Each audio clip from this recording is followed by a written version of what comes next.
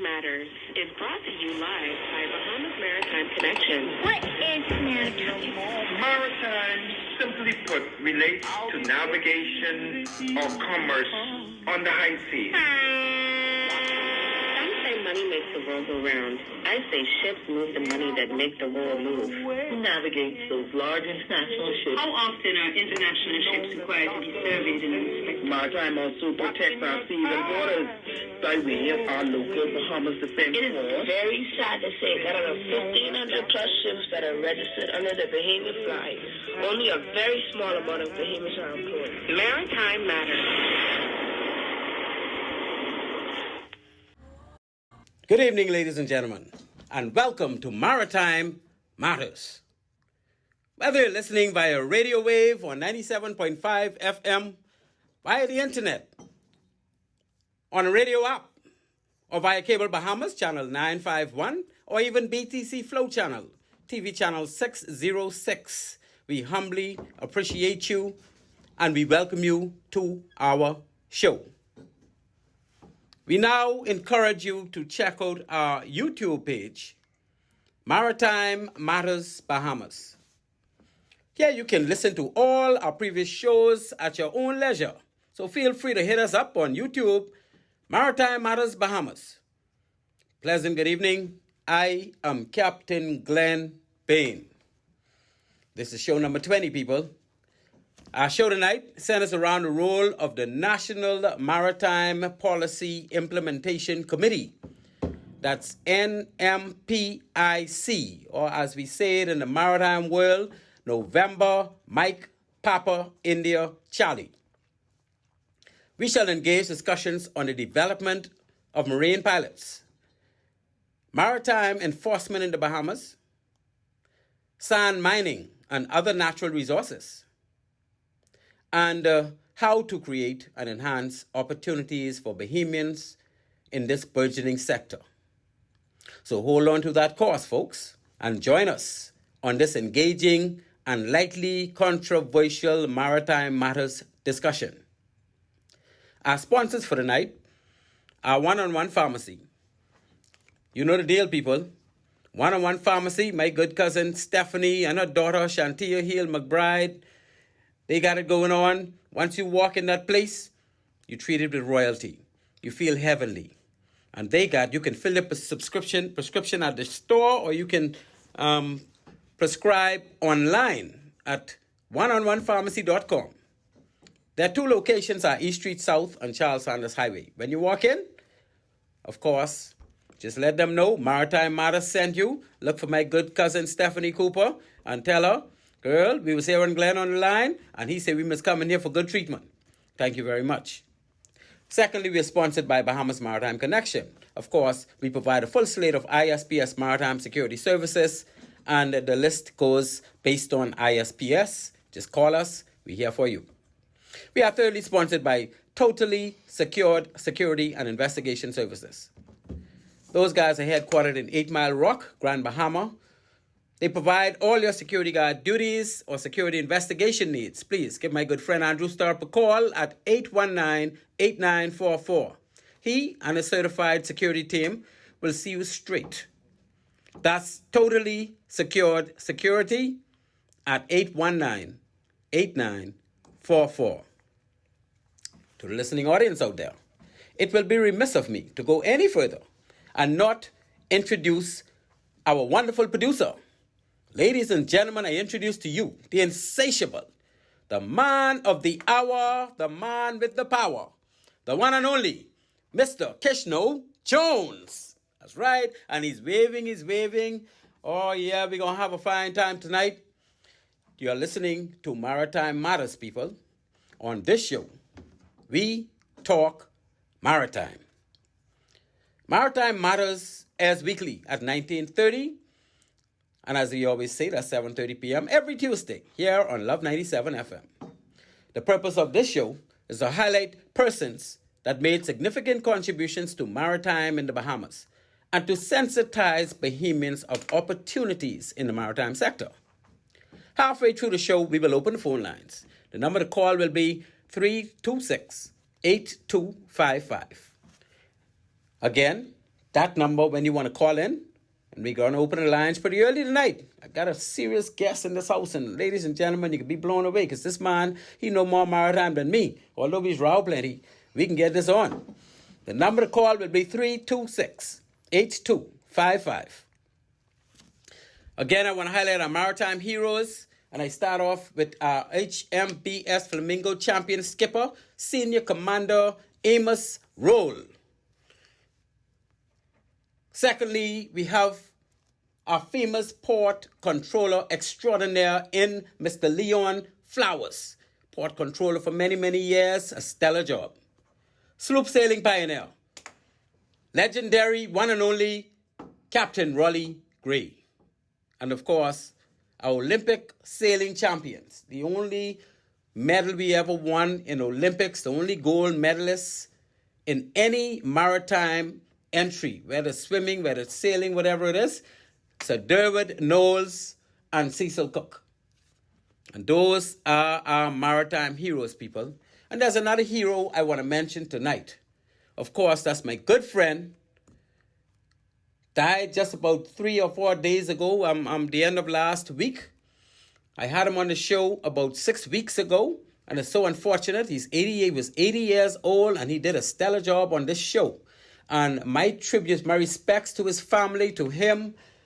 He has been the model officer on the Defense Force. He has been the trailblazer for all the ratings. I speak of none less than David Oscar Maboya Duncombe. That's David Duncombe, retired Lieutenant Commander, Royal Bahamas Defense Force, and of course, may his soul rest in peace. And I say to David, a very good friend of mine, close friends all the way, I thank him for coming on the show. I'm so happy that we were able to do that interview, not thinking in terms that he would be gone no time soon.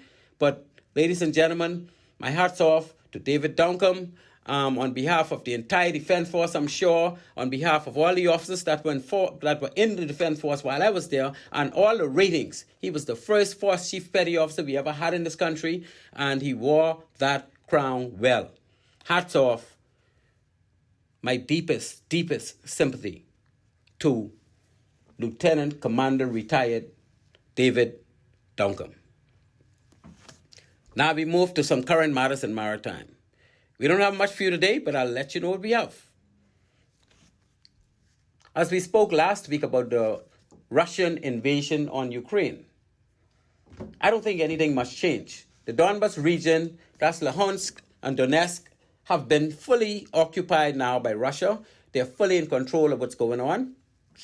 And I don't think anybody should have any doubt that Russia's going to continue to move along.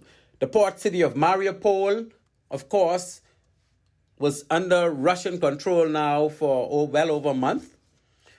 As you know, in 2016, the Crimean Peninsula, it could have been 2014, but I believe my recollection says 2016, the Crimea was taken over by the Russians, and that remained under Russian control. And I mean, if we look at the map of Ukraine, we could all conclude that the next target for Russia is the second largest city of Ukraine, Kharkiv, which is the second largest to Kiev. They tried to get in Kiev, they got so far, and then they retracted because there were so many mines along the route that they were losing too many men. And of course, they decided this is not the way we want to approach this. We're going to take longer. We're going to go take the eastern region, which they now have done. We're going to deal with Kharkiv and some of the other cities and leave Ukraine for last. That is the way it appeared to me. Now, if anybody got a different view on that, please feel free to call in and let me know. Russia will gradually place the entire Ukraine under subjection. Just a matter of time, people. Russia has weaponized the supply chains for leverage in negotiations. Russia has been successful in halting the movements of ships in the Black Sea. They use mines. They got mines planted all underground, all floating in the water. So any ship wanting to pass that area, it's extremely dangerous and it doesn't make sense. So Russia has now mined that area out. So no ship can be in and out of there unless Russia give them the mine routes. The grain from Ukraine caused a big problem in the world. Ukraine used to supply over 15% of the grain. We use grain to make bread. We use grain to make cereal. And now, as you can see, the stores are getting short. And you know what happened as a result? India, who's the second largest supplier of grain worldwide, decided they're not going to export any grain. So between Russia, Ukraine, and India, that's about 40% of the grain in the world wasn't being exported. So what did the United Nations do? United Nations had a big problem with this because they don't like countries holding the rest of the world hostage. So they went ahead and they negotiated an arrangement whereby in future, any country holding on to anything that the world needs and supplies, and they have a large amount of it, they would not be able to stop the export of that item because they don't want the world to be impacted by that one country in situations when the world is in crisis. But India already slipped through the cracks on that one. So the world is still suffering now, not only from grains, but from many, many other commodities. In addition to that, they had in China, they had port closures as a result of COVID. And that exacerbated the situation and really caused a big disruption in the supply chain by way of shipping. So the coal supply from Ukraine also supplied a lot of coal to the world. And once that war started, all that stopped. So again, there's a substantial amount of coal not being shipped out of Ukraine based on this war. And you know what Russia did lately, the same week? They stopped the noble gases from coming out of Russia to Japan. What are noble gases? That's the neon. They don't want Japan to have the neon because Japan depends very heavily on the neon to make microchips for computers and all the rest of that good stuff. All the computers in your washing machine and all kind of machinery, they rely heavily on microchips. And the microchips come from neon. And Russia was the largest supplier of neon to Japan. And why are they doing this to Japan? Because Russia wants to give Japan a spanking. They don't like how Japan got together with the U.S. and with the European nations and assisted the world in causing all of this Russian, what the U.S. and everybody decided to put sanctions on Russia. And so what Russia did is they're holding back on things and causing the world to come to them and punishing who they want to punish. And this is normal. This is wartime. This is tactics that countries use as bargaining tools. So that's what's going on now in the world as far as Russia, Ukraine. We mentioned China. We mentioned Japan.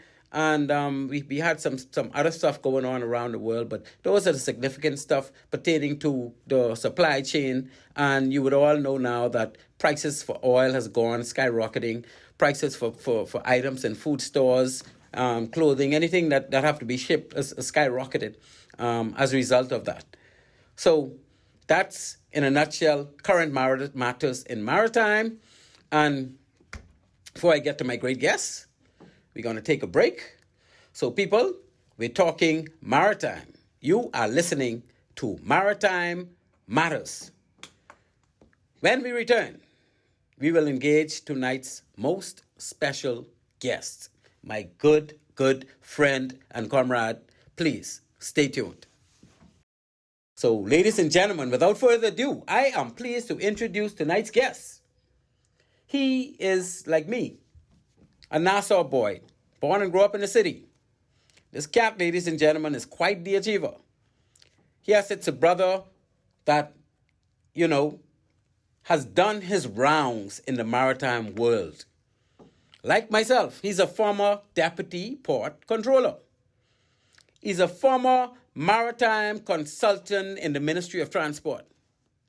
He currently sits as vice chairman of the November Mike Papa India Charlie NMPIC committee. So there it is. This kid gradually waltzed his way to the mountaintop, wrestled down the Buddha and chewed on the betel nut. Brace yourself, people, for quite an interesting and very engaging maritime discussion. Ladies and gentlemen, I present to you a friend from way back in the day, Mr. BRENT WILLIAMSON. Brent, welcome to Maritime Matters, my friend. It's been a long time coming. You should have been here a long time ago. Good afternoon, Glenn. Yes. Captain Bain. Appreciate those kind words. We've definitely come a long way. Yes, sir. And interesting listening to you. First of all, on behalf of the chairman of the National Maritime Implementation Committee, Reverend Angela Palacios, and all members, I'd like to extend appreciation for allowing us the opportunity to promote this industry, which is a very important industry to the Bahamas and globally as well. Yeah. Just as you were saying on the issues with Ukraine and whatnot, maritime and international trade is directly linked. And we can't get away with it. I mean, if we had invested some money, say, for example, in the oil industry, say, about 6 or 8 months ago, you'd have been sitting pretty right now. Pretty, my friend. Pretty. In terms of oil tankers, the movement of these goods, you'd have been, your stocks would have been looking very healthy if you had invested in those stocks a few months ago. Absolutely. But definitely a pleasure to be here, and I look forward to sharing as much as we can within this time period. Thank you. Could you tell us something about your childhood, Brent? I mean, you born and grew up in Nassau like me. What area? Who was your childhood friends? Your family? What tell us a little something about yourself. Well, I'm definitely a Nassau boy. Born in Canberra, grew up in the Maritime area. Always was interested. Background family. My father is from Auckland. My mother. Auckland's man? Auckland's man. I was wondering how you get so cheap. We call it conservative. Yes, sir. Very conservative. Okay, so your father was from Auckland. My father's from Auckland. My mother's from Exuma. So Okay. my father's been, and his family has been in the shipping world boating world rather, for a number of years. Beautiful. So my whole interest in terms of getting into the industry, I started at the age of 15 as a summer student working on one of the tug vessels In the port in department? the port department. So you knew Mr. Flowers from way back? From way back when. So I mean, he's one of my heroes in maritime. What do you really think about Mr. Flowers? I mean, you knew him probably better than I did. I think Mr. Flowers was a true leader. Yeah, man. I think, in all honesty, in my experience with working for him, even looking at modern day operations now, in terms of looking at how he conducted things, he is always in control of how things went. Had his fingers on the pulse. I think as a leader, it's important to have your fingers on the pulse. Yeah. And I have nothing but admiration because Mr. Flowers, I don't know if a lot of people are aware of it, but Mr. Flowers actually started out as a messenger. That's right. I understand. He was a messenger from a very young age as well. He started as a messenger. He worked his way up to port controller and the Admiralty Marshal in the Commonwealth of the Bahamas. So his accomplishment can never be understated because when you say someone worked from the ground up, he's someone who worked from the ground up in the true sense of the word. So biggest respect for Mr. Horse Piper, all the way up, all the way through, and was very, very effective as a port controller. Yes, and he also looked to create as many jobs. He was like a Exuma man, and one of the things he made sure is that he tried to encourage many, not only Exumians, but other persons to get into the industry. So a lot of people have Mr. Flowers to thank for their careers. Very good, very good. And the country too, the country at large, because he did a lot of transitioning, especially with the cruise ships in Nassau Harbor. He brought the tugs there. Brought the tugs in from Damen. He modernized the port of Nassau. The port of Nassau has been a top 5 port in for many the world years. Yeah. For decades ago, and that started under Mr. Flowers. So that's right. You have to give him some appreciation for all that. Yes, sir. So your first encounter in maritime was when you was a school student, when you went on the tugboat. So what type of work you did on the tugboat? Just basically deck and you're working around with everybody, just watching what's going on. Well, as a summer student, I was privileged to work with a very good tug captain, Captain Elvin Taylor. Yeah, okay. Yeah, I thought you could say Captain Josie. But that Elvin Taylor was a good captain. So was Freddie Gray. I mean, they were all very good tugboat captains. Very good. Like I say, the flocks are the flocks, basically. Yes. I've had opportunities to work with Freddie Gray as well. Right. He's a very good captain. Oh, yeah. My first captain was Elvin Taylor. Right.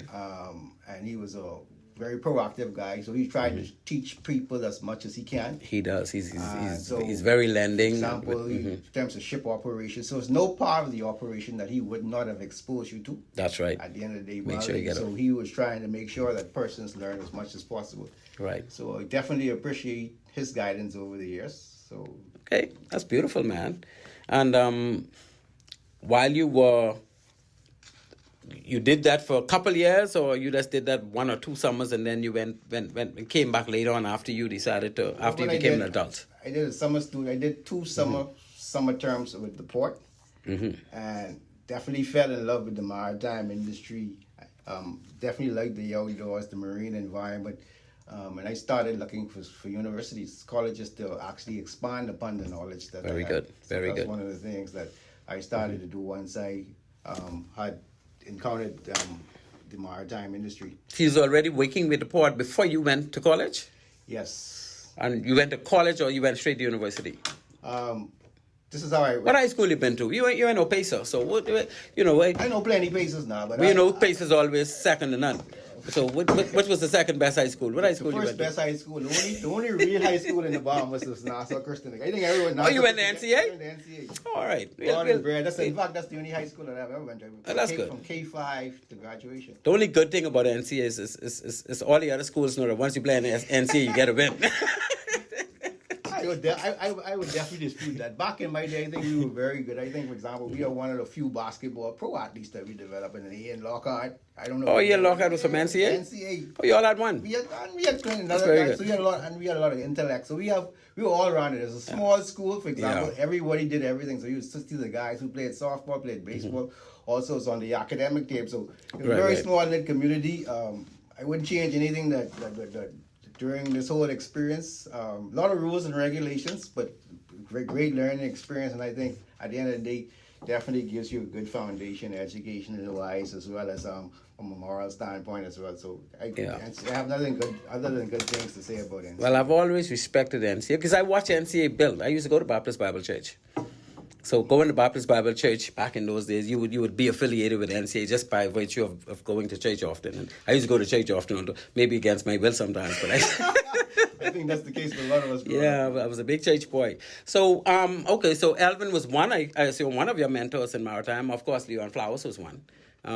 Any more you care to mention at this time before we get into who you think you may have mentored? For example, I've learned under a lot of persons. For example, I work with you guys in terms of Captain Bean and Sweeting, when we came in there. Captain Sweeting. I mean, when I first came back from my bachelor's, it was a little ways after that. I think my master's we got. You came back with your bachelor's and then you went off to do your master's. I recall that. Yeah. So and Captain Anthony Allens was also a person that I worked with who I had a lot of admiration for. He gave me when I first came back from school, he gave me the opportunity basically to run with certain things. Excellent. So things that were laying stagnant for long periods of time. So he basically gave me a free rein, and I pick up and run with it. Yeah. So I was able to really expand on my knowledge, my maritime knowledge base from a NASA standpoint and from a practical perspective. Standpoint, based on the fact that he really gave me that rope to run with certain things. So I appreciate Captain Anthony Allens for sure.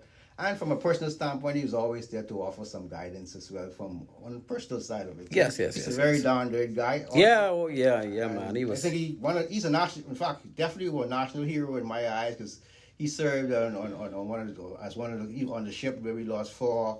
He was the XO on board. He was second to Amos Roll. People appreciate some of the sacrifices that he would have made. He has made even from then to now, the things that must be going through his head and whatnot. So, in my mind, he'll always be a national hero, and I don't think we should ever forget persons like that. Oh, no, definitely not. He has contributed over and over and over again and overwhelmingly. So, Captain Anthony Allens is not only a personal friend of mine. I'd be remiss not to mention also, I'm definitely not a political person or by any means necessary, but I think I'd be remiss if I didn't extend appreciation as well to the Honorable Glennis Hannah Martin over the years for also for first of all, her passion for the industry. Yes. She was the one who created things like Bahamas Cadet Corps. Right. It was under her guidance. Watch. Right. She spearheaded the national maritime policy. Yes. So she was always into enforcement of certain hands-on, boots on the ground and things of that nature. So she was a hands-on type of person. So you always saw the passion.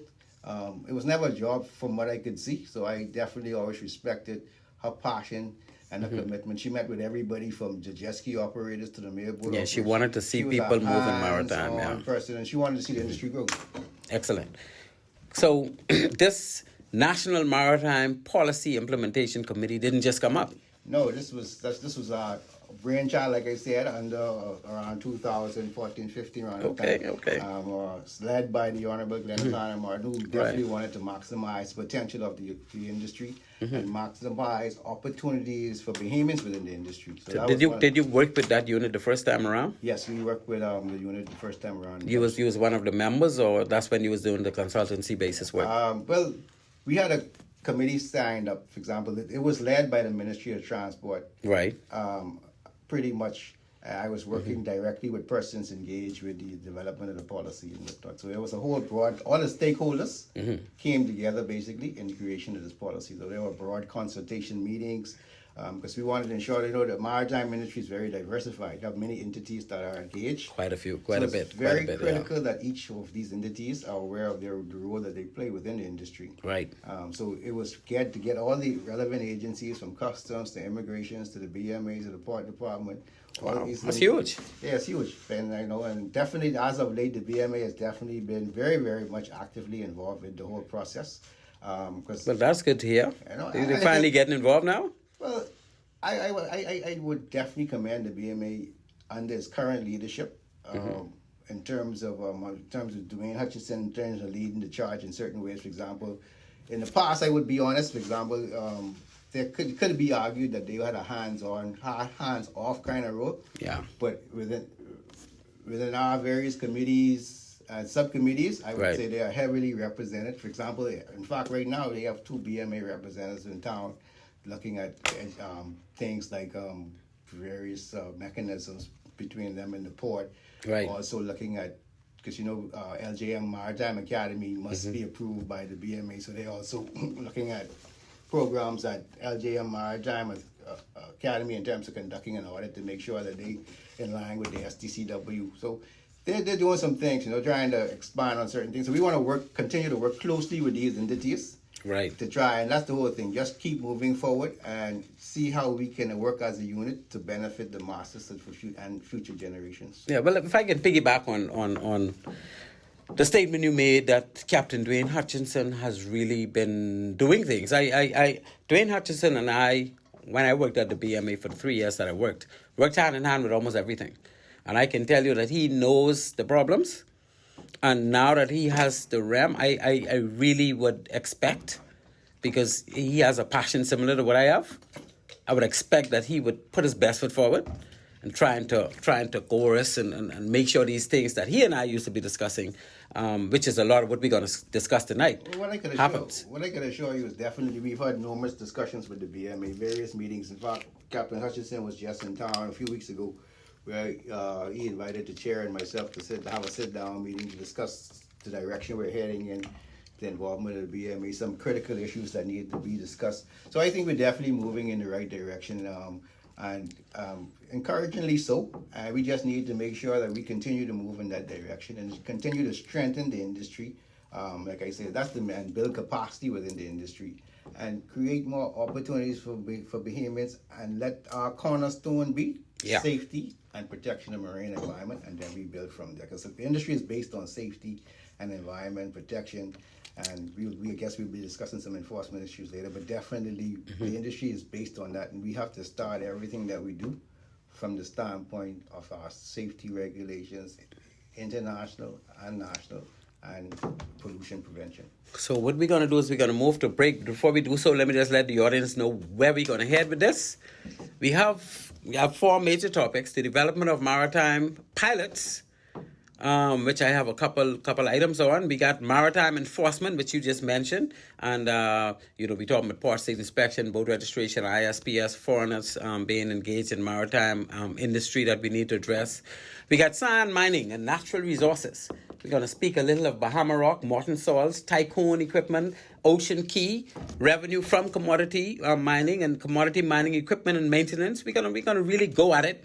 And then we have the last one: create and enhance maritime opportunities for Bahamians, right?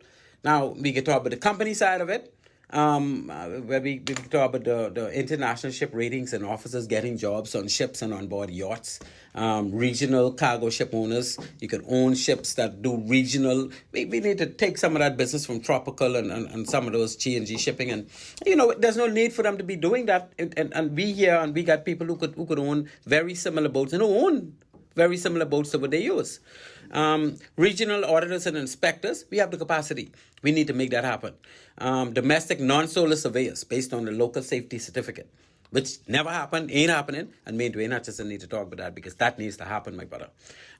We want to talk a little about the Merchant Shipping Act, a little about tendering for cruise ships, engaging anchoring operations in their private islands and whatnot in the Bahamas. That should be borne by Bahamian beneficiary ownership, right? Cruise ships engaging operations on their private islands, like facilitation of beach chairs and huts and jet skis and kayaks. And why aren't Bahamians spearheading that? Why are the local, the ship owners, the international ship owners, spearheading those type of things? Those are the things we're gonna bring right back after the break. And I'm not gonna open the lines until me and you get a little chance at it first, because I know we got a lot of people who are trying to take jobs at us. Look at the line and light up, but we ain't getting it right now. So let's just take a break right now, and we'll get right back on this. Yes, ladies and gentlemen, we are back. You are listening to Maritime Matters. My great guest, Mr. I want to call him Captain, but you know, he's more engineering side. Master's degree holder in Maritime, BRENT Williamson, good friend of mine. We go way back. He knows quite a lot about maritime. We're going to get into it. And he's now the chair of the National Maritime Policy on Implementation Committee. And he, along with his chairperson, Mrs. Angela Palacios, are going to get us on the right track. And he's getting good assistance from Captain Dwayne Hutchinson. He hasn't mentioned anything about the acting Commodore, Mr. Byrne Wright, but I'm sure he's going to tell us that he's getting good cooperation from my good friend and buddy, Senior Commander Byrne Wright as well. So we're going to delve straight into it. Just hold your calls for now. Well, you could call. We can let you talk in a minute, but I just want us to cover some of these things briefly, and then I'll open the lines because I know a lot of people want to share in this. The first thing we have here, Brent, is the development of marine pilots. And, you know, a lot of large ships come in here and they're piloted by the ship's officers, and they don't take marine pilots, specifically Disney ships when they go into Castaway Cay. They don't take pilots. They have a dog there. Why is it that they're piloting their own ships? Well, I would say this. We really need to look at pilotage from a national strategic standpoint. So there's a lot of training, qualification, certification. And there is, for example, right now in Freeport Harbor, if you want to anchor in Freeport Harbor, it's mandatory that you have a pilot. Well, that should have always been the case, but I remember when that happened. Because there were so many groundings and whatnot. And you look at the Port Authorities Act, and you're absolutely correct. We should be trying to promote pilotage within our port areas, near harbor areas.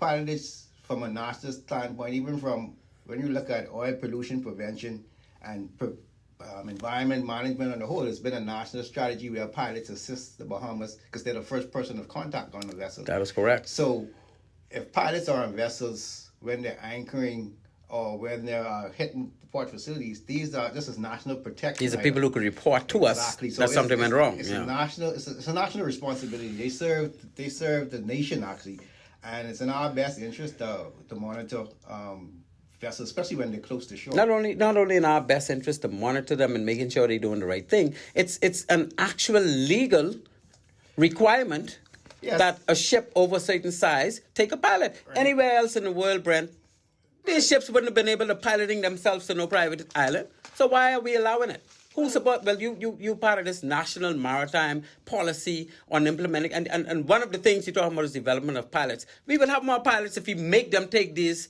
pilots. We have Disney, for example, and they're going to build another dock in Eleuthera. And then we have Coco Cay, where they just built a dock, and RCCL is taking their own ships in there.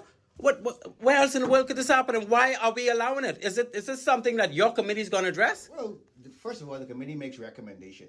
Well, you got to address it first to make recommendation, eh? And we're starting to look at it, for example. Like I say, we always start from the standpoint of the same thing that was done in terms of making Freeport Harbor, the anchorage at Freeport Harbor, the anchorage, not the harbor itself. Let me apologize for that. No, the anchorage. I'm quite aware of what you're saying. The anchorage. So we could use that same process. And right, what I'm saying is that at the end of the day, all of these areas, right now, for example, these same pilots now operate in Bimini. So Bimini now there are areas now who never receive pilotage. Well, there was never a Bimini dock. This is something new. So they actually have. So why don't they also go down further to Ocean Cay?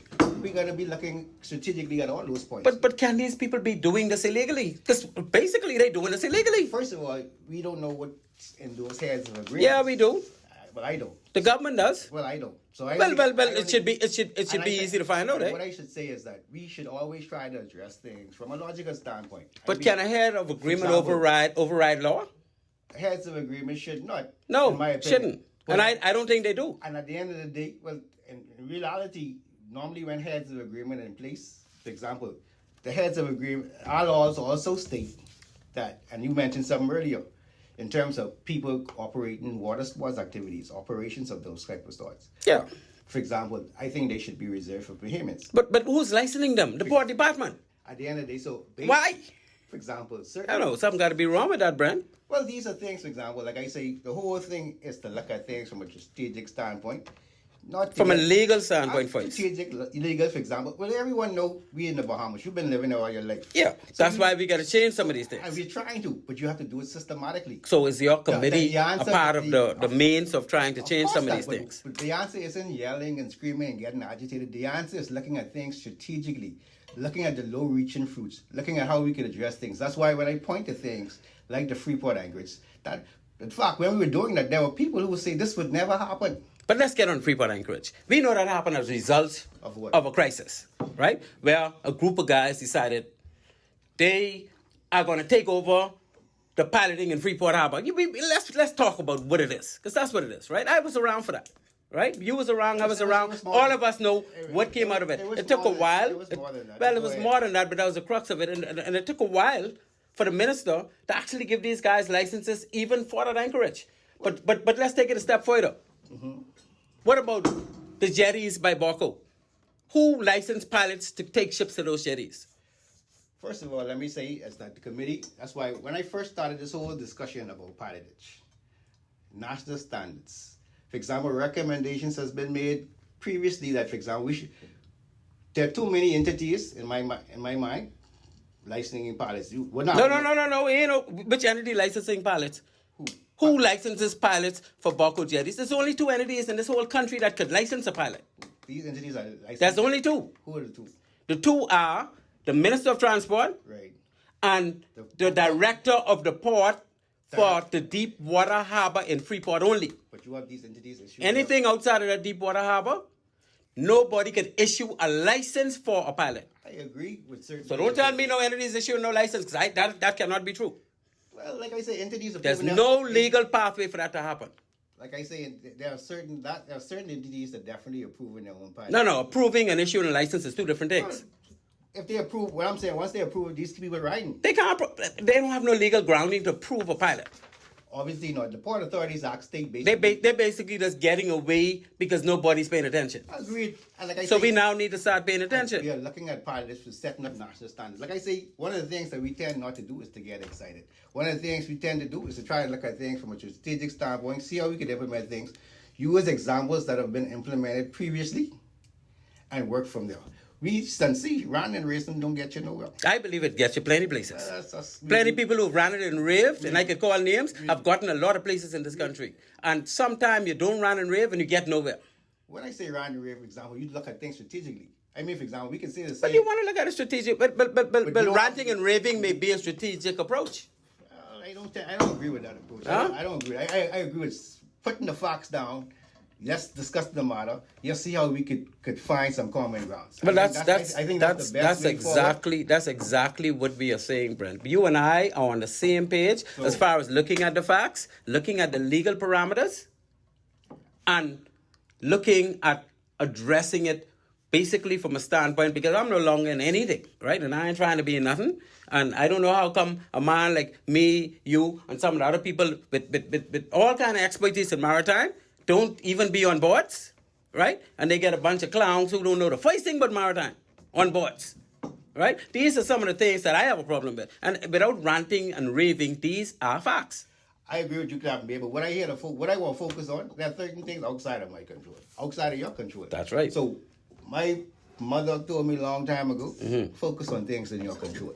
At the end of the Well, day, I focus on things in maritime, period. well, like I say, we all have our various different approaches to dealing with issues, Right. and that's fair enough because we all different kind of persons.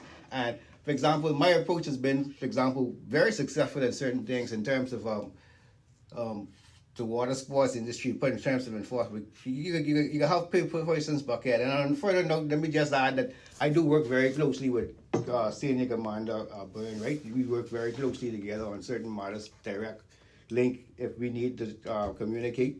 Right. And definitely, they also are in our implementation committee and serves on various subcommittees. He has the Assistant Port Controller, Ms. Lorna Bether, soon to be Dr. Lorna Bether. She's studying for a PhD now. So it's very active. I met her, very knowledgeable young lady. So like I'm saying at the end of the day, so we are addressing certain things strategically. We're looking to address definitely from low-reaching fruit. So what we try and do, I think, is so first of all, first and foremost, we want to promote awareness within the industry. We want to highlight the industry's various opportunities. The more people become aware of the industry and the potential within the industry, it would make in terms of our strategic arguments to enhance certain things, it gives us support. Establishments of LJM, for example, you talk about the merchant. We can get to that, but boy, I don't think you want to go to that right now. But let me just ask you, we talking about pilots right now, right? And I got to open the lines in a minute. But before we get to these other three things, what specifically is your committee working on toward the development of marine pilots or maritime pilots? Well, number one, I think at the end of the day, we're proposing to come up with a national pilot system. For example, there's an International Pilot Association. Oh, yeah. And, they call for certain things within our pilot in terms of recommended protocols for pilots, in terms of competent agencies, in terms of exams,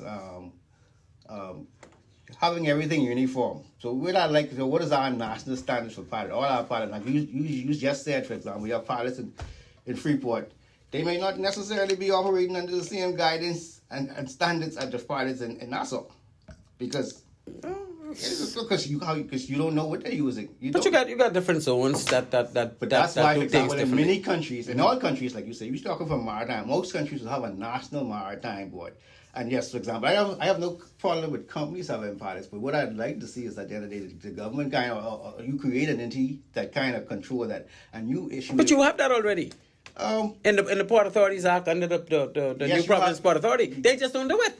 And that's why we have to build capacity. So you can try and make them do it now? Well, build capacity within these units, make recommendations. So we're definitely looking at strategic stuff. And again, we're definitely trying not to be... So when you say strategic stuff, we already have things on the books. Are we going to try and make these people do their jobs? Like I say, we can make recommendations, and we will definitely make the recommendations as you see fit. And we will continuously make recommendations. But we're going to focus on the things that we can control. So there's nothing specific about the development of marine pilots as far as making more pilots in the country? Of course, because we're looking at, for example, obviously, the Port Authorities actually, once the area is declared a port area, it's mandatory ports. So things like declaring, making sure all areas are declared port areas, safety standards of ports. I've conducted some investigations in terms of pilots, and I've seen that their standards vary.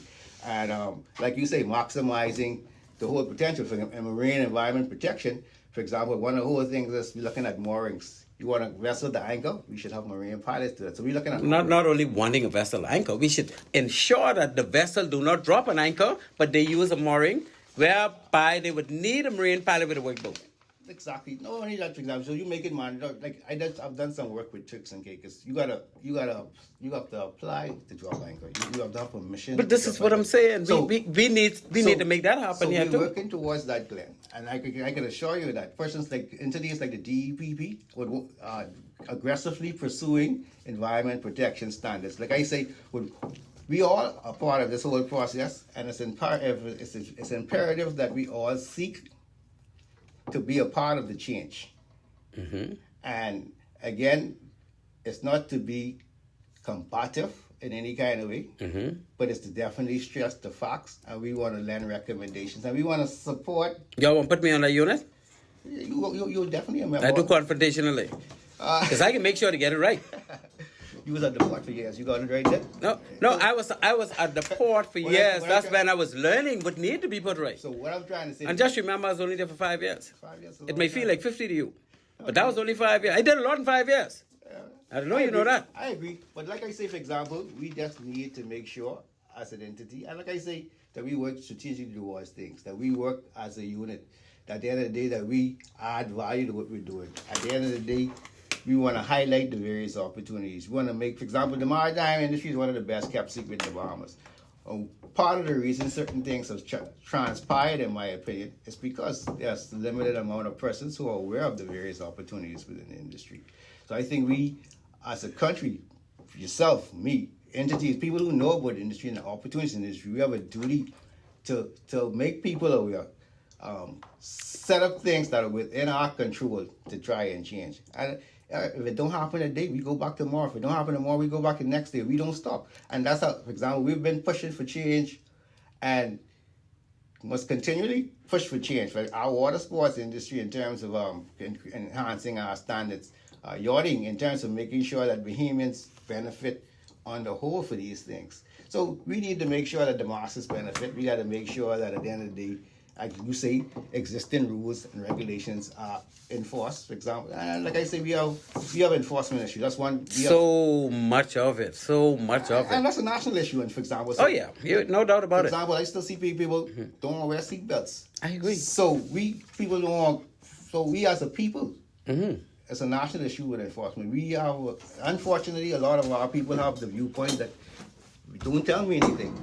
Yeah. Or do you know who I know?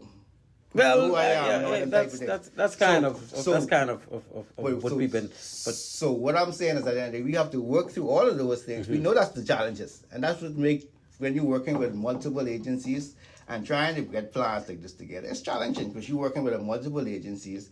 You're trying to get things that you need the cooperation of all these agencies. Is there anybody other than you on this committee with maritime background? Yes, there are several who else? persons. Tell me who they are.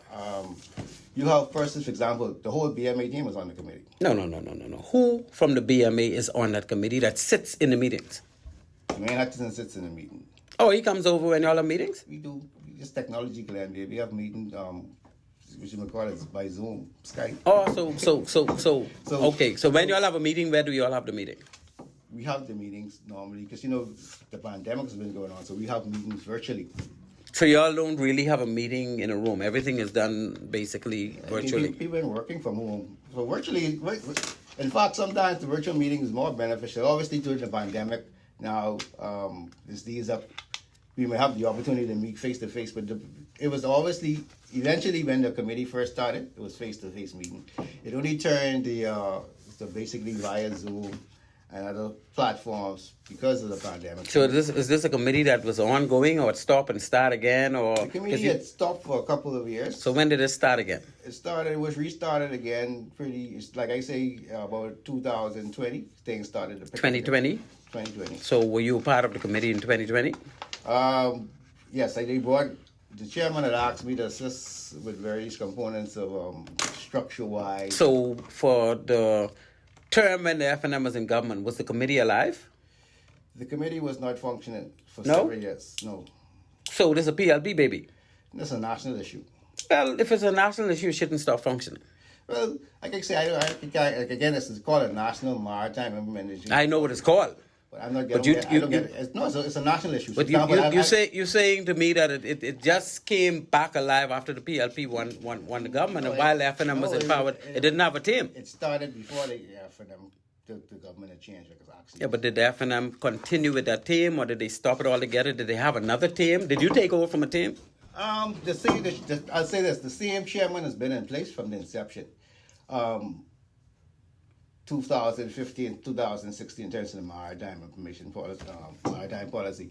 The challenges has been, like I say, when you're trying to get all these various agencies together, so that definitely takes a toll on trying to get the organization school. And then when there's changes, so if there's changes in various ministries, for example, if you change the leadership of a ministry, a lot of mechanisms could change. And it's unfortunate, but just like when sometimes there's a change in terms of the political climate, a lot of programs may be stopped. That's why I'm asking. Not make it right, but it happens. That's why I'm asking. I was wondering if this is politically motivated as far as... It's not politically motivated. It's definitely because, again, we have a mandate, we have no interference from political. So you suggest that if the government changes in the next couple of years, the same crew will stay on it, or they would continue it, or it would stop again like it did in 2017? What are you suggesting? Well, what I'm saying now is that we're trying to put mechanisms in place to ensure that it's sustainable. I had a break. That wasn't done in the first inception. Because obviously there was a break. No, because there was a change of leadership. To a lot of part, even not only from a political standpoint, but from the ministry standpoint, it's a policy that's established by the Ministry of Transport. So if you have changes within the ministry itself, then definitely priorities may change, et cetera, et cetera. Okay. So we got you guys now, which is the most important thing. And while we got you, I'm glad I can have you on the show every now and then to update us on basically how you all moving forward. I wish I could get Dwayne Hutchinson on the show once or twice to. Not from that perspective, but from a BMA perspective, just let us know how the BMA moving on, because I have so much things about the BMA that needs to happen, and they ain't been happening from the time I was on the BMA. I think, producer, let's open the line, because boy, we'll never get this line open today if we don't. Okay, our number to call again is 326-8255. That's 326-8255. I saw the lines were a little earlier. I apologize to that person. Boy, we still ain't getting nowhere too fast. We got a long way to go. But as you call, we will answer your calls and keep moving on. Maritime enforcement, Brent. That's our number 2 on the list. I don't see anybody calling in yet, so I guess we're good to go. Port state inspection is the first thing I want to talk about. Well, first of all, when you all speak of maritime enforcement, what are you talking about generally? No, maritime enforcement includes quite a bit. For example, you look at the Bahamas Marine Environment Protection laws, you look at our water sports industry, you look at our mailboat operations, you look at our the sand mining and that's the vessels equipment that they use. You look at our rules in terms of just our harbor rules in terms of vessels speeding up and down the harbor. We are a maritime tourism nation, for example, so the industry and enforcement of the rules of the industry should add value to the whole industry. So we need to ensure that strong enforcement mechanisms are developed at all sectors of the industry. And to cover so we're right back to basically applying what's already in place. Well, like I say, for example, we have to continuously try to work at mechanisms to try to enhance certain things. Enforcement has always been an issue in this country. For example, we have had rules and regulation, and there's still crime still continues in the country. So you're never gonna eradicate certain things, but you have to have provisions in place where you prevent certain things, where you create certain standards, where persons know if I commit an infraction, then there can be recourse. I've seen situations with people. We've had that now for eons, and we know we have a lot of that, and we know that a lot of that is not being enforced. That's why when you talk about maritime enforcement, as far as I know, the first issue of maritime enforcement is port state inspections, right? Well, we got boat registration, which certain things need to be enforced, that making sure people actually register their boats. Maritime enforcement port state inspection is concerned with commercial vessels in terms of over 500 gross tons. Visiting your country, Visiting your country. Right. We have more enforcement issues than that. For example, we have environmental concerns right now in our country, so port state control. So who's supposed to conduct the enforcement that you're talking about? We want to work with all entities. No. According to the law. I'm talking about something that I know the law say we have to have in place. And we know that somebody needs to be the port state inspector.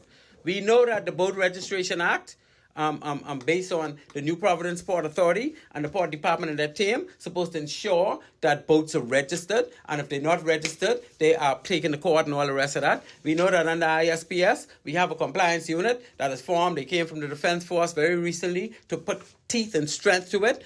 We now have an approved ISPS Act. So what I'm saying to you is, we got to go with what we know, who's supposed to enforce, and if it's being enforced.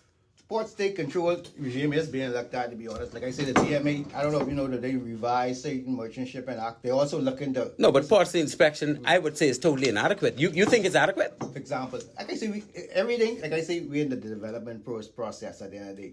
I don't think we are where we are to be nowhere in terms of the industry as a whole. I think it's a growing process. I think some of the plants, I like some of the plants I see in addressing certain things, and it's an ongoing process. For example, that's one way to create opportunities. We got to create opportunities for Bahamians. So I understand, I know for a fact that persons now are looking for ways to increase the capacity for port state inspectors. Who persons? The BMA in particular. So how are they looking? What are they intending to do, as far as you know? They're going to look at certain things in terms of training through regional maritime offices, in terms of inspectors, in terms of engaging people like potentially like defense force or former defense force officers. We have to prepare them to. So you have information that they intend to increase the amount of port state inspectors, because right now they only have one. They definitely intend to increase that. And you got that information from where? That is as sure as gold. You got that information from where? From the horse's mouth, from the BMA personally. Okay, and have they identified anybody as yet to join that team? Well, this is a going process. We haven't discussed it at that level, but in our committee, we definitely have discussed the building capacity, and the BMA definitely has confirmed that they are seeking to enhance capacity. And one of the mechanisms they're looking at is obviously, in fact, in several plans, in an action plan that we did several years ago doing it, it was recommended. We have a national action plan as well. Could I have a copy of that? Could I see that somewhere? Is that something I could draw plan from online?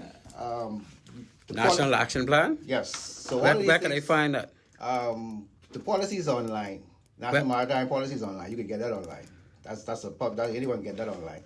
The action plan is a working document. I would be happy to share that with you. These things are not secret, and it's a process at the end of the day where we try to show responsible agencies certain mechanisms that we want to see put in place, and then we put a timeline that we want to see these things develop. But there are things happening, and sometimes we just need to take our time and look around and speak to individuals, and also see how we could add to issues in terms of the development, rather than, because like I say, once you show individuals that you can add value, or any entity can add value, entities are more than willing to listen and share in your concerns and in your development proposals. So like I say, the key thing is for us to work with all agencies, and I definitely could say that agencies that we have been engaged in, for the most part, have been very, very active in developing certain things. And a lot of the concerns you expressed, for example, preaching to the choir, my brother, I've heard this a numerous times. We discussed some of our meetings be more intense than this. So shouting and screaming is something that definitely, because the passion definitely runs over. But you have to always stay focused on the goal at hand. So we have some very intense meetings, and like I say, I'm strongly convinced that we have the right players around the table, and in time to come, you will see some things that happen. For example, we're trying to promote women in maritime, so we're trying to push women in maritime. The Day of the Seafarers is coming up 25th of June. Want to promote some of our local seafarers, naval captains. So in terms of inspections of our non-convention size vessels, there's recommendations in place where we could be appointing more inspectors. We know the law basically says that private under the water skiing act, pleasure crafts don't have to be inspected. Doesn't require them to be inspected. Well, nowhere in the world is inspectors. But we want to change that. And in fact, some countries want to change that. But before you go to that, what about the local safety certificate that the law require all non-soulless vessels to carry? Well, let me answer that. Yes, I want you to. For example, so one of the things, the Bahamas is party to various conventions, the small vessel code as well. So from 2015, for example, so a lot of the things you're saying now, for example, so it's nice listening. But I'm asking you about the local safety certificate that is required by the Merchant Shipping Act. That's required by our law. Right. So is it intended to cause that to happen? Because the BMA been ducking that now from I was on the BMA. I don't think, and that's almost 20 years ago. I think to be fair, we have to be very careful. I mean, I can't say anything about ducking. I think the BMA. I could say about ducking because I lived it. At the end of the day, you looking at entities, right? Because I know for sure right now the BMA and the department are discussing some kind of memorandum of MOU, so they can jointly operate together.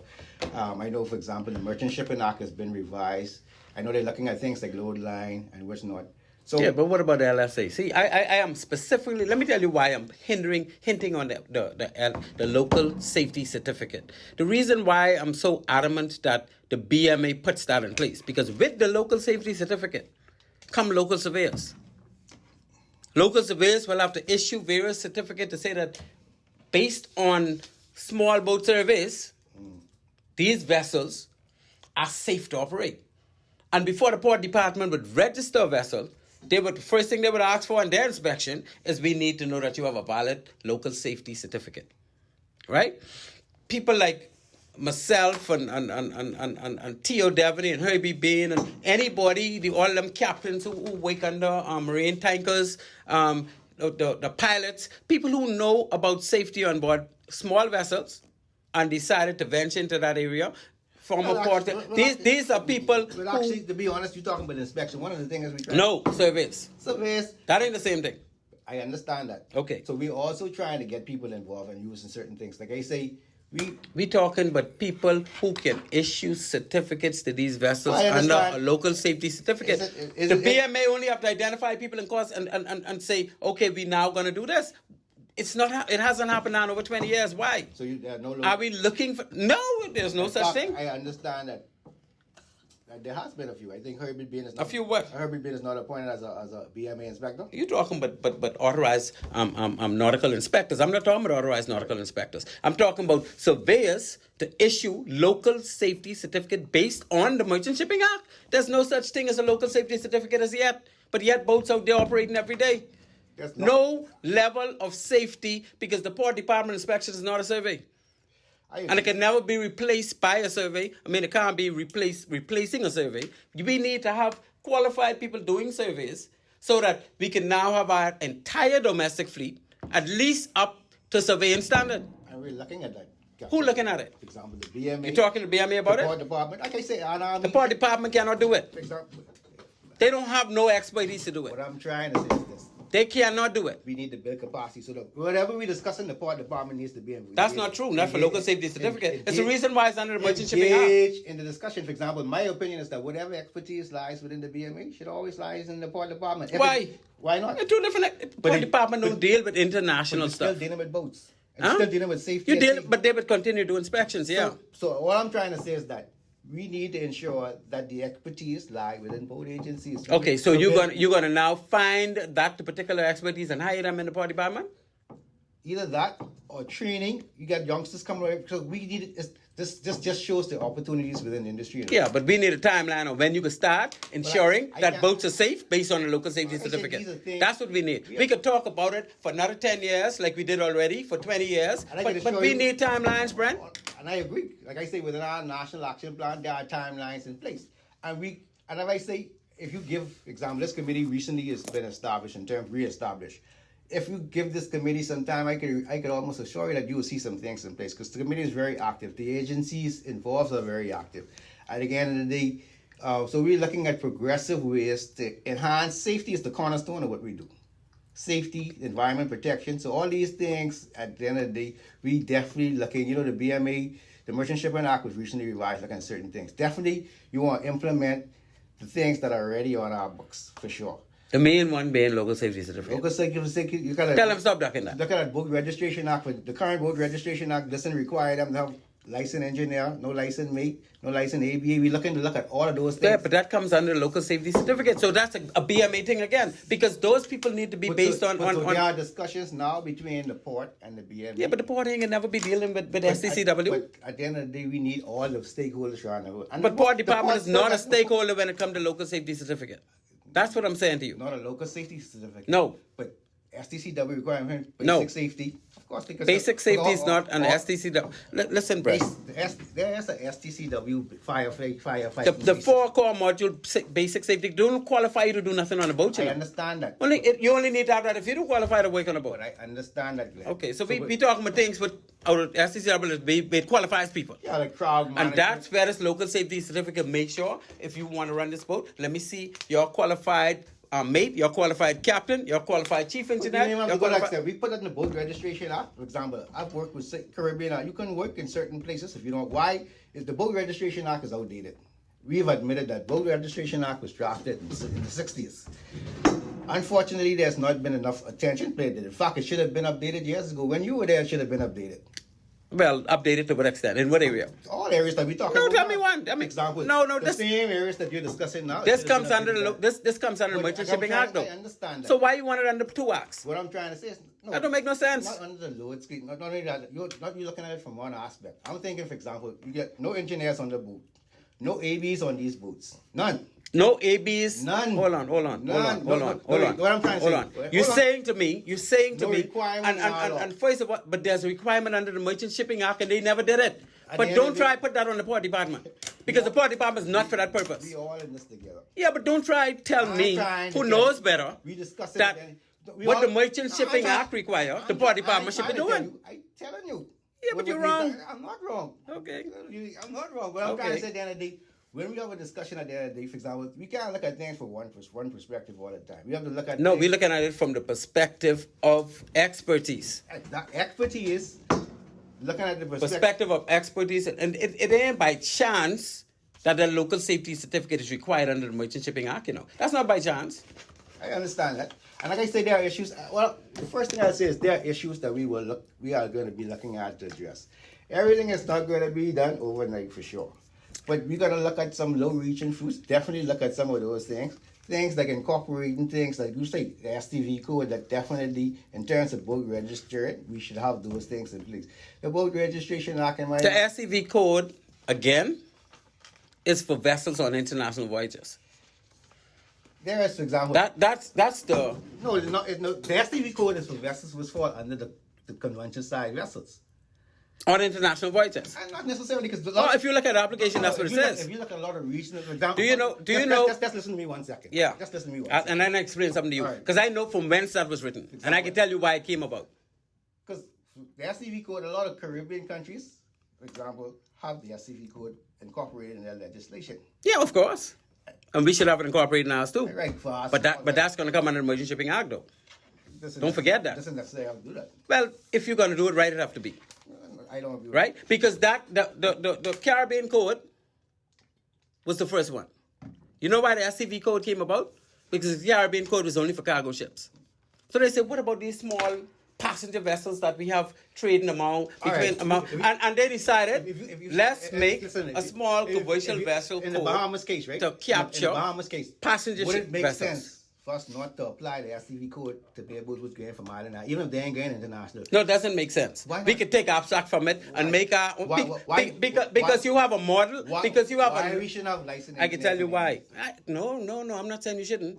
I'm just saying that, quite technically, comes under the Merchant Shipping Act. And if the Merchant Shipping Act already require the SCV code abstracts, because what they should be doing is the IMO put out many years ago, and I have a copy of it, right, Brent? More legislation? No.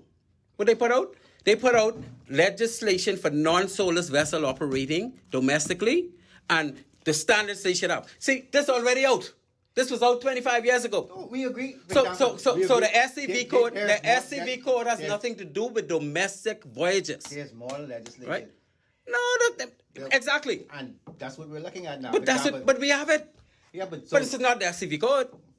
at the end of the day, Why look at the SCV code if you already have a model legislation for non-soulless vessel operating within your country? With certain, I have that and I give a copy. The moral code will implement certain things at the end of the day. For example, that's what But they never touched it. But that's what we're working on. But we shouldn't be moving the SCV code unless we deal with that first. We're working with all those mechanisms. Well, so you working with the model code? As we speak, Who working with it? The BMA now, and for example, like I say, is working with model legislation in terms of looking at updating various local legislation. And when should they be finished with that? That's hard to explain. That's very difficult to say. It shouldn't be. It is. Because we have a crisis going on all the time. We're not addressing the matter. You have vessels out there every day. And do you know, because you did the recognition with me, do you know that one of the recommendations was that model act be put in place and all local vessels be issued a local safety certificate so that things like that we could say, well, at least we capture qualified people on vessels. We capture vessels dry docking on a timely basis. We capture vessels carrying certain type of radio. We capture. See, this is what the LSA is all about. We could do all that without outside of that, Glenn. We don't need just to look, for example, mechanisms in place to ensure safety outside of a load, the certificate. For example, we have mechanisms in place. A lot of things just not. You're familiar with the Caribbean Code? I am familiar with Do you know the things it require? The Caribbean Code is all of those things I just said? Out of solas. That's all, for example. It's what? A lot of the things, for example, outside the convention vessels, right? Uh-huh. You know, conventions apply to most vessels of what? 500 gross tons, right? Well, look, it depends it depends on whether it's radio, load line, IOPP. It depends on what it is. Most conventions apply to vessels over 500 gross tons. I ain't asking. Right? Well. What I'm trying to say is, so the cargo. I am saying to you, it also apply to vessels under 500 tons in some situations. Yeah, in some cases, not a lot of cases, but most cases. 500 gross tons, maybe 400 gross tons. A lot of ships in the Caribbean. It's 400 gross ton for IOPP. It's 300 gross ton for radio. It's 79 feet for load line. These are different methods. It ain't gonna reach 500 tons, you know. Most 500 tons of a safety hull. 500 tons. I telling you, I used to inspect them, so I know. I studied the convention, so I know most of the convention in terms of standards. I had to apply the conventions. Me as well. So at the end of the day, all I'm saying is at the end of the day, and not to be controversial, at the end of the day, we just want to look at things from the perspective of ensuring that the highest standards are in place, and we look at it from a comprehensive standpoint. And again, try to ensure that we always have the benefit of the interest, the industry at hand. So this plan, this national action plan and national action policies, what you all working from? It's a working document. What are you all working from? As a committee? We're working from the policy document and our national action plan. There's a policy document. You say you could give me a copy. That's online. Okay, let's see who's on the line. Answer this. Caller, you're on line 1. Hello, this is Maritime Matters. Thanks for calling. Hello, good evening, Captain Bain. Captain Brain. Good evening to you, sir. And how are you? I am wonderful, and good evening to you, Brent. I called to rescue you. You're having a rather lively discussion, and I wanted to chime in a bit. I just so that we can just to speak a second on this whole SCB code, and the SOLAS is geared towards putting in place safety and environmental standards for vessels of 500 gross tons and above. And because in the Caribbean region, there were a lot of ships that did not meet the SOLAS standard, the threshold of 500 gross tons, but they were still flying internationally. And so the whole concept of the Caribbean Cargo Ship Safety Code was born, right? Yes. And those that would have captured similar standards, not as stringent as SOLAS, but for vessels of less than 500 gross tons, down to, I think it's 24 feet or something like that. Yeah, 24 meters. 24 meters. 24 meters. Yeah, that's what they say. And then they realized within the Caribbean region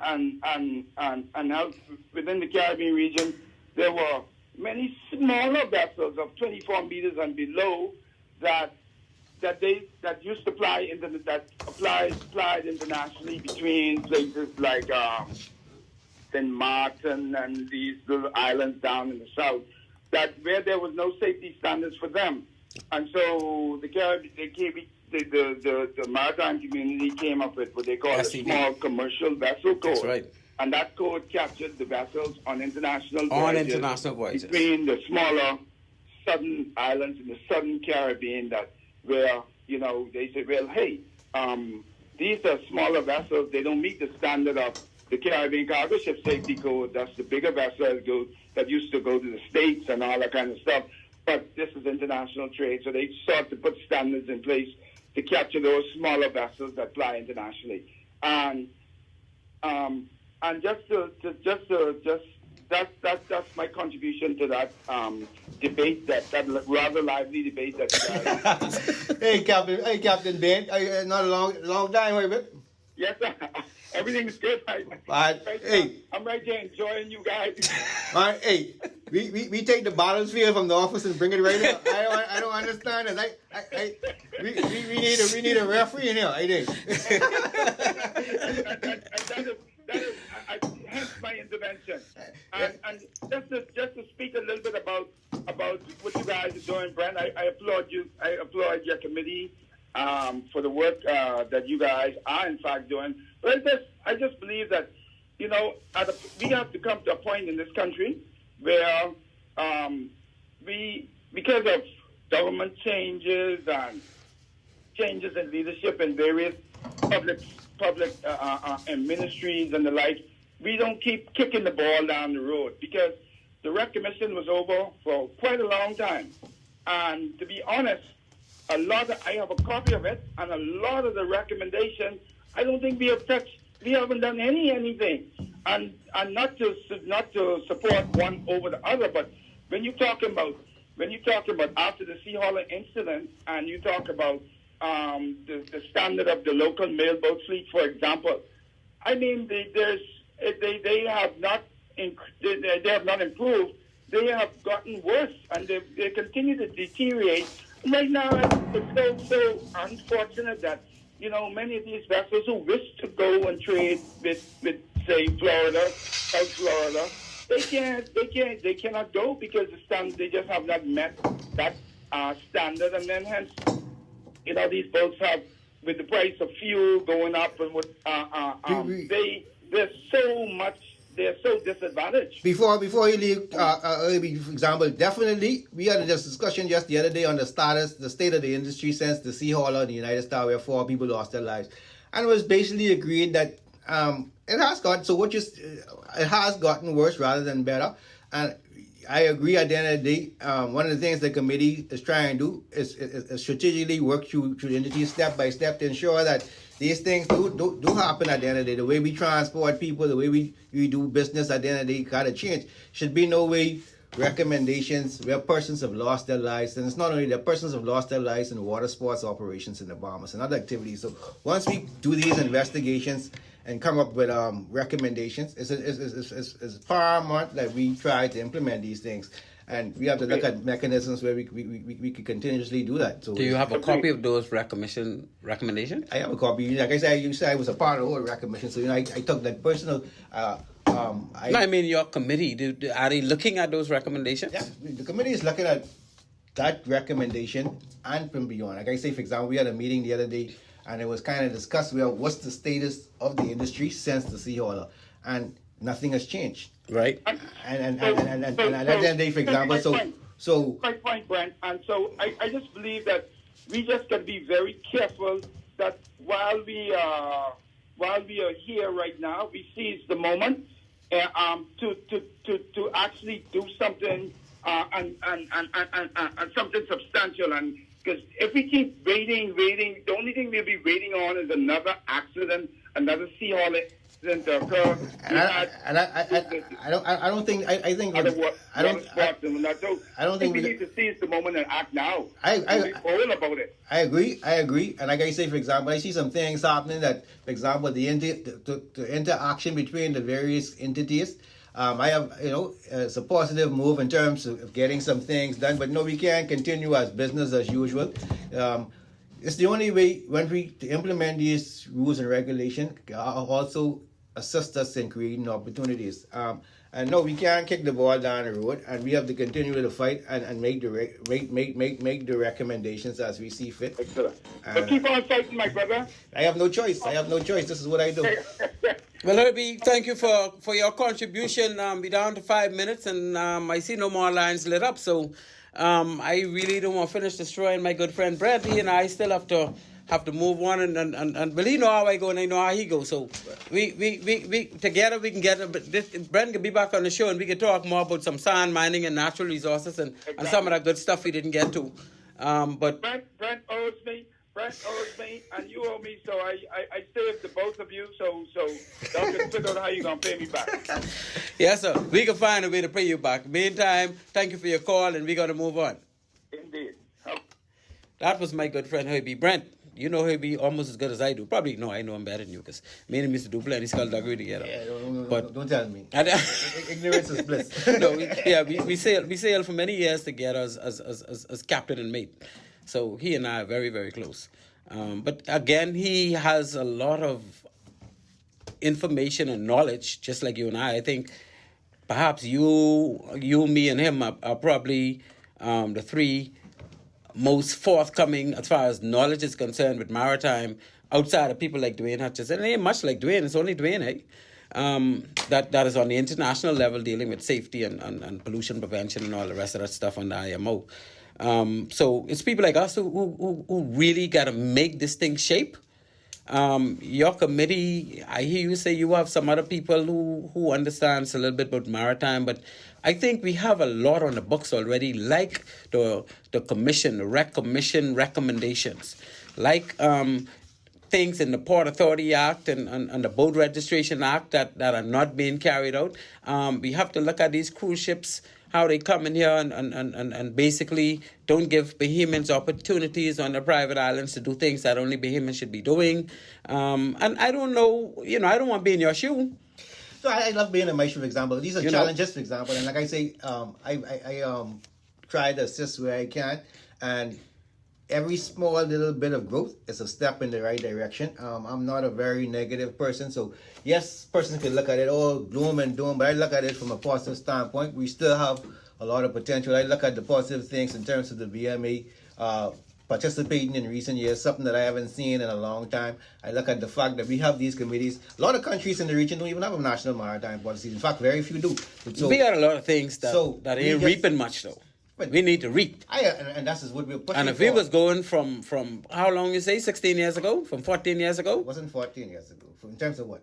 In terms of how long this committee was... this committee was just formed in 2016, 17. So the committee only... Can't be 17. Okay, 16. 16. Mm-hmm. So it's only been operating a couple of years. You think that's a lot? The National Hurricane... 1 year is a lot. National Hurricane Committee been operating for 30, 40 years, and we still have issues. So it's a growing process. Mm-hmm. It's never going to be the perfect thing, but we have to keep striving for perfection. At the end of the day, we have to still keep striving to implement certain policies, implement laws that are currently existing, look to create opportunities for women, be surrounded by water.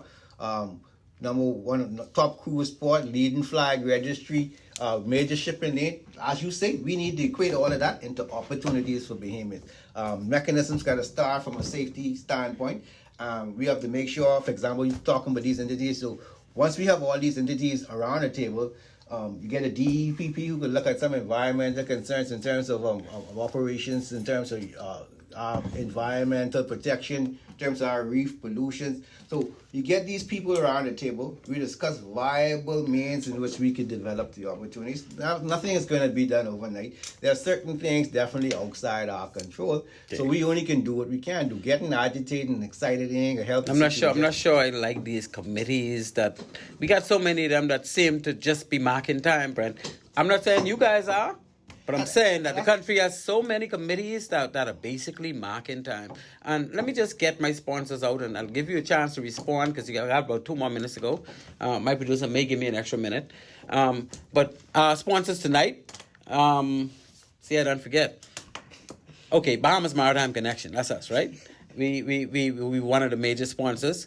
And then I get one-on-one pharmacy. That's my cousin. They making sure Shantia Heel McBride, making sure we keep things rolling. Anytime you need prescription or anybody need prescription or just basic stuff. I mean, you getting old now, you may need some little help. You need a pharmacy to go to. One-on-one pharmacy, my brother. East Street and in the with the gambling place name, Island Luck Building. On Charles Sanders Highway.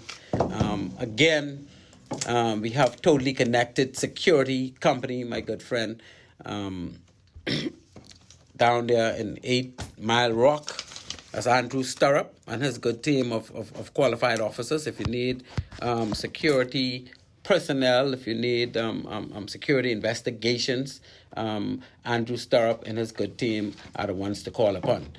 So let me get back to you and ask you, anybody you want to say hello to, anything you want to say before we close out. We done row all night, and me and you been rowing people from way back, but we always row, positive row. The same I didn't do. In fact, I expected nothing less in terms of sitting me and you in the room all alone. I'm lucky we ain't put some boxing gloves in here. But definitely, in terms of development of the maritime industry, is something that I take seriously. I think we want to I want to see the industry grow. I want to see Bahamians increase in ownership. I want to see us own mailboats. I want to see us control, for example, they own the ships. Let us control the properties and activities. Yes, Yachts come here, for example, they're going to come here. They can bring the people. If they want to scuba dive or anything of that nature, Bahamians should do it. We need to have increased Bahamians in terms of brokerage, in terms of ship repair facilities. There's gamuts of opportunities that could be made out in this industry, and we need to continue to ensure that we do it. It has to be for future generations. So, you and I on the exact same we page need with that. to maximize We probably just need to potential. look at it a little more through the same periscope. 'Cause, Well, you know, I sometimes looking kind at of it- aggressive for things like that. Sometimes looking at it from different angles is good. I mean, It helps, yeah. for example, I like hearing what you say. For example, I have answers for all things. For example, but it's a learning process. For example, so it's good to hear things from different perspectives. So now I've come to the planning stages, and I hear from you. It will, when we put together our final strategy and we Right. go back to the table, we could say we have listened to all stakeholders and considered them accordingly. So definitely always a pleasure talking to you and discussing the development of Maritime. My friend, thank you for blessing Maritime Matters, and I look forward to having quite a few more shows with you because you are indeed the maritime expert I need on the show. I will be willing to come. You just let me know. For example, there's still lots of areas we need to discuss. Yes, sir. And I think, for example, And if you want to invite me to one or two y'all meet, I'll be more than happy to attend. we have to be careful with you because you so. I agree. You know, I call it what it is. For example, we looking at productive meetings. You look at you might be counterproductive, so we have to be careful with you. All right, be careful with me then. Don't let me come if y'all ain't serious. Well, But, Brent, I thank you, and like I say, the mic is always open. Let me know when you want to come. If you want to bring a chairman, if you want to bring another member, if you want to bring Mr. Hutchinson, I am happy to have anybody. And we need to move maritime forward. That's what the show is all about. That's what we set out to do. And you know, I'm not very tolerant when I see things going on for decades and ain't nothing being done. I understand. Yeah. But do our So best. let me just say good night, Bahamas. Thank you, Brent, again for blessing our show. And Maritime Matters out.